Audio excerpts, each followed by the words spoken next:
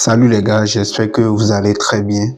On va faire une vidéo de cours sur le redressement monophasé non commandé. Là, on va aborder le redressement simple alternance et double alternance. Pour le redressement double alternance, il faut savoir d'abord que pour obtenir un redresseur double alternance, c'est soit à l'aide d'un transformateur à point milieu ou avec un montage en pont. Montage en pont, donc un pont de diode, un pont de 4 diodes. Du coup, là, dans cette vidéo, je vais évoquer seulement le transformateur à point milieu parce que avec le montage en pont, c'est quasiment le même raisonnement. Donc, je vais seulement aborder le montage à point milieu. On commence. Simple alternance. Du coup, le schéma, c'est, on a une source de tension alternative ici. On a notre diode ici, la diode D ici. Et on a notre charge R à ce niveau-là. Le courant I. On a une tension U au borne ici. Ici, on va noter cette tension alternative là, la tension alternative. On va la noter V par exemple. Ici, on va mettre VD pour la tension au borne de la diode. Ici, ID, si vous voulez.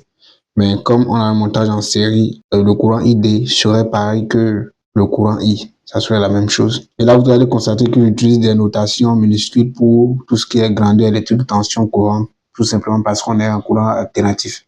Par convention, on utilise le minuscule en alternatif et en continu, on utilise les lettres majuscules.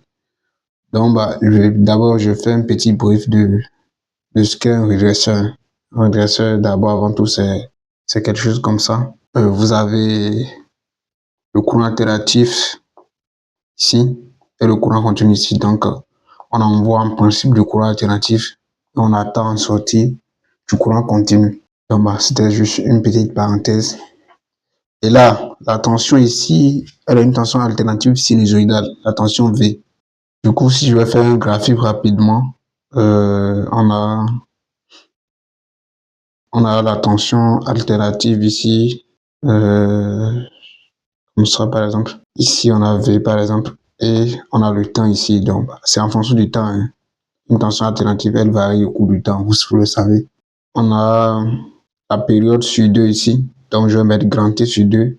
Et ici, la période ici. Parce que, là, j'ai représenté la tension sur une seule période à ce niveau. Donc, si vous voulez, vous pouvez continuer comme ça. Donc, la période de signal, c'est quoi? C'est tout simplement l'intervalle sur laquelle le signal va se reproduire identiquement à elle-même. Donc, ici, on a une période de T ici. Donc, on a une alternance ici qui fait pi ici, 180 degrés. Donc, on a 0 ici, pi.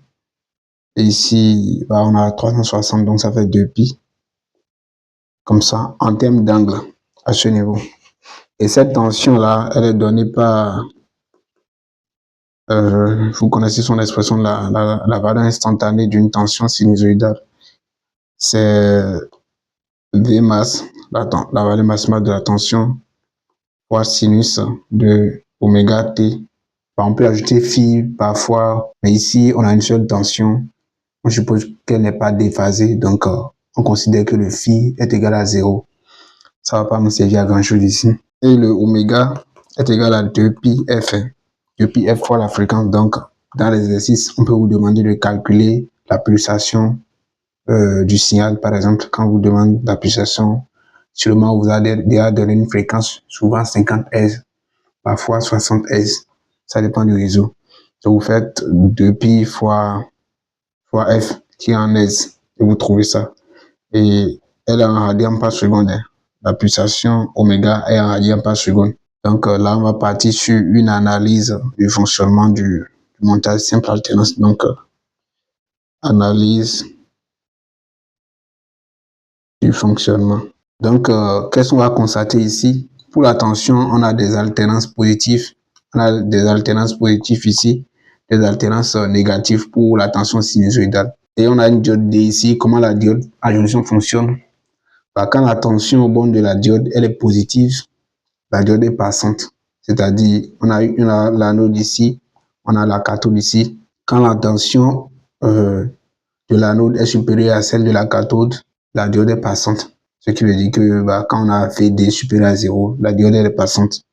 Dans le cas contraire, si jamais la tension ici est inférieure à 0, ça veut dire que la diode est bloquée. Donc, aucun courant ne va la traverser. Et quand elle est bloquée, elle se comporte comme un interrupteur ouvert.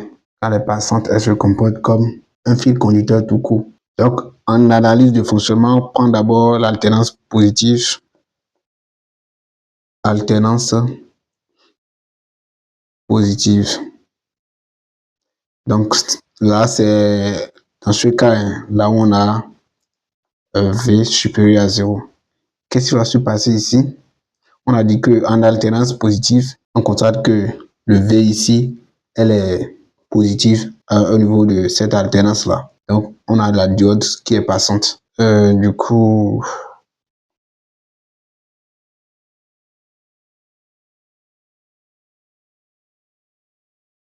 si la diode est passante, qu'est-ce qu'on a dit? On a dit qu'elle se comporte comme un fil. On a VD, on aura VD qui est égal à 0.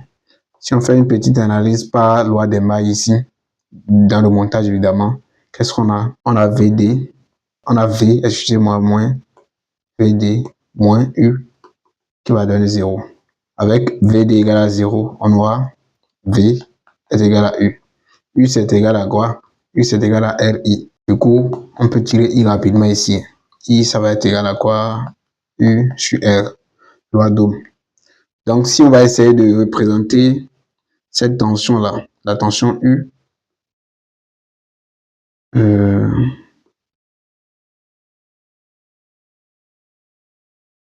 tension U au bord de la résistance, au bord de la charge, qu'est-ce qu'on aura? Sur la première alternance, alors normalement je devais synchroniser les deux là pour faciliter l'explication. Mais bref, vous avez compris. On sait qu'on a T sur D ici et T là pour la période. Sur l'alternance positive, c'est-à-dire sur cette alternance-là, qu'est-ce qu'on a? On a notre V qui est égal à U. Si on va essayer de représenter U, elle va avoir la même forme que la tension V sur cette alternance-là. Donc, on aura comme ça pour l'alternance positive. Donc, sur 0 à T sur 2. Voyons voir ce qui va se passer au niveau de l'alternance négative. Alternance négative. Donc, alternance négative, c'est bien évidemment lorsque la tension V est inférieure à 0. Donc là, on a la diode qui est bloquée.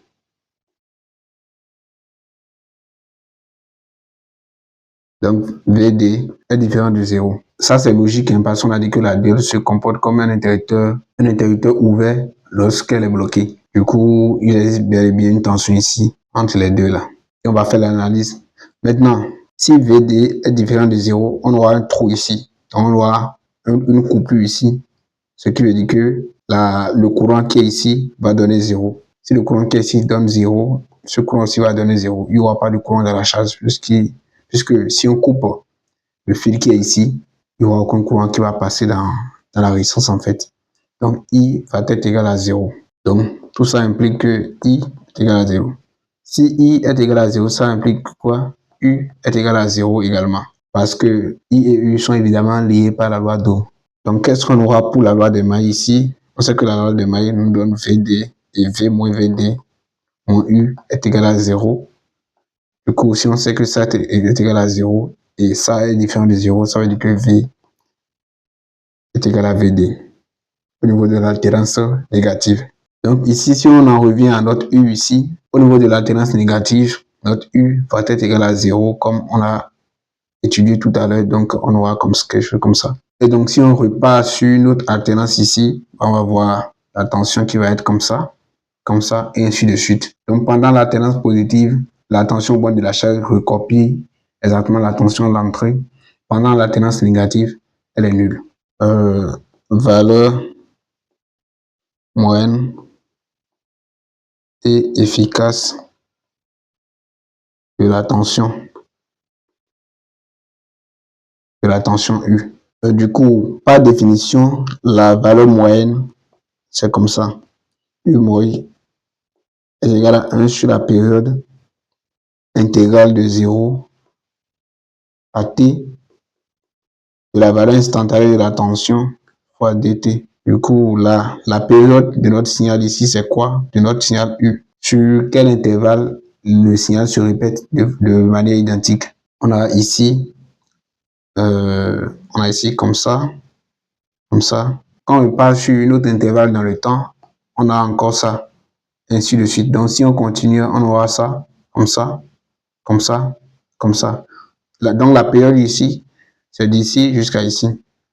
Donc, c'est la période du signal, ça, ici. Donc, la période, elle est égale à 0 à 2pi. Donc, la période est égale à 2pi. Du coup, ça fait 1 sur 2pi sur 0 à 2pi, évidemment. U de t, t de t. Alors là, ici, on constate sur 0 à 2pi que notre signal n'est pas identique. Le signal n'est pas continu sur 0 à 2pi. Parce que ici, à ce niveau, on a une autre forme du signal ici. À ce niveau également, on a une autre forme du signal. Donc, il faut décomposer le signal. Donc, on peut le décomposer sur 0 à pi et de pi à 2pi. Donc, quand on dit décomposer le signal, c'est pas quelque chose de compliqué. Il suffit de découper l'intégrale là. Donc, c'est assez simple. Pas de stress. Donc, 1 sur 2pi, de 0 à pi d'abord, dt, plus, n'oubliez pas de mettre toujours en facteur le 2pi. Le 1 sur 2pi du moins. Donc, pi à 2pi, u de t, 2 de t. On sait que sur 0 à pi, notre u de t est égal à quoi? Est égal à v de t. Donc, on voit quoi? 0 à pi, v de t ici, la tension à l'entrée. Maintenant, sur pi à 2pi, notre u de t est nul. Donc, ça veut dire que tout ce qui est ici va donner 0. Donc, on néglige cette partie-là. Or, on sait que quoi? On sait que notre signal là, on a vu la valeur instantanée de notre signal v de t tout à l'heure. On sait que le signal est égal à v masse fois sinus de oméga t. Je vais mettre dt ici, j'aurais dû faire le changement de variable avant. Mais bon, là, je fais ça d'abord.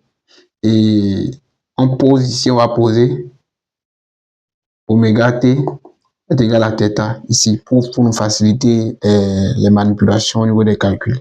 Du coup, qu'est-ce qu'on a ici? On a 1 sur 2pi, 0 à pi, v masse, sinus de θ, t de θ. Voilà, là c'est un peu plus parlant. V masse, on peut le faire sortir puisque c'est une constante, elle ne dépend pas de θ. Donc, on a V masse sur 2pi. La primitive de sinus θ, ça fait quoi? Ça fait moins cosinus θ. Donc, moins cosinus θ. Il faut connaître vos formules. Hein. Je suis désolé. Donc ça, quand on met pi ici, ça fait ce qui est ici, l'image de pi par ce qui est ici, moins l'image de 0 par ce qui est dans le crochet. Donc, moins cosinus de pi, ça fait quoi? Ça fait 1. Moins, donc ça fait plus. Cosinus de 0, ça fait 1. Donc, ça fait 2 ici. Donc, ici, on aura 2 ici. 2 divisé par 2 ici, ça va se simplifier avec le 2, pi qui est au dénominateur. Ce qui va nous conduire à U moi est égal à P masse sur pi.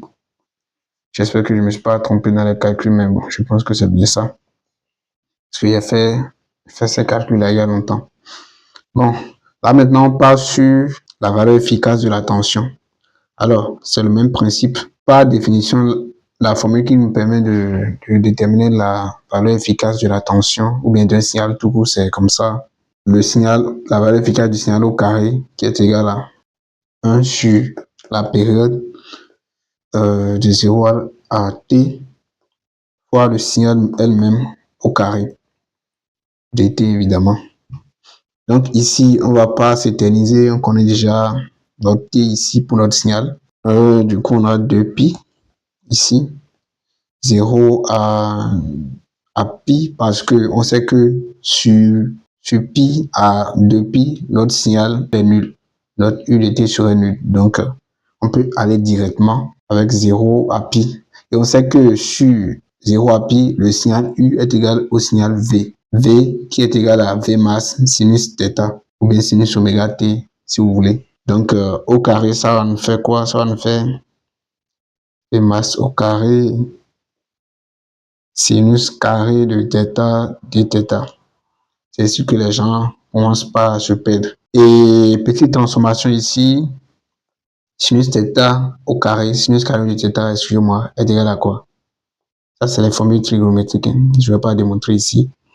Mais on sait que c'est égal à 1 sur cosinus θ sur 2. Donc, notre U efficace au carré va nous donner quoi? D'abord, on peut faire sortir notre V masse au carré, puisque c'est une constante, elle ne dépend pas de θ. Ici, je vais faire comme ça d'abord. Je réécris tout ce qui est ici. Alors, le 2 qui est ici, on peut le faire sortir également. Le 2 qui est ici, on peut le faire sortir. Donc, ça va devenir 4 ici, au dénominateur. Donc, on aura tout simplement ça. Et θ, évidemment, qui va nous donner V masse au carré sur 4pi. On va chercher la primitive rapidement. Ça fait 1 ici, donc ça fait θ moins cosinus de 2θ sinus. Donc, ça fait 1 demi sinus. Je suppose que vous connaissez vos formules. Comme ça. Donc, de 0 à pi. Ici, qu'est-ce qu'on a? Rapidement, si on va calculer ce qui est ici, ça nous fait quoi? Pi 0 moins 0, 0. Donc, ça va nous donner pi ici dans la parenthèse, dans le crochet, excusez-moi, pi. Pi au numérateur ici, ça va se simplifier avec les pi qui sont au dénominateur. Donc, ça va nous donner V masse carré sur 4. N'oubliez pas que c'est U efficace au carré qu'on a calculé ici. Du coup, U efficace va nous faire quoi? Racine carrée de U efficace. Ce qui nous donne V masse sur 2. C'est tout. C'est aussi simple que ça. Et dans ce cas, on peut vous demander quelle est la tension maximale que peut supporter la diode en inverse, par exemple. C'est simple. En inverse, quand on a fait notre étude en inverse ici, on sait que le VD est égal à V sur l'alternance négative. On demande la tension maximale, donc ça fait V masse. Donc ici, on sait que sur l'alternance négative, on a moins V, parce qu'on est sur l'alternance négative, évidemment. La tension maximale, VD masse, excusez-moi, VD masse serait égal à quoi? Tout simplement moins V masse, c'est tout. Puisque, je sais que je me répète beaucoup, mais c'est important pour que tout le monde comprenne. On a V masse ici, on a moins V masse ici. Donc, en alternance négative, on a bien évidemment le VD qui va prendre cette forme-là. Donc, c'est un peu ça. Bon, je vois que la vidéo est déjà un peu longue ici. Je vais couper la vidéo et dans une autre partie 2, je vais faire le redressement double alternance point milieu. Donc,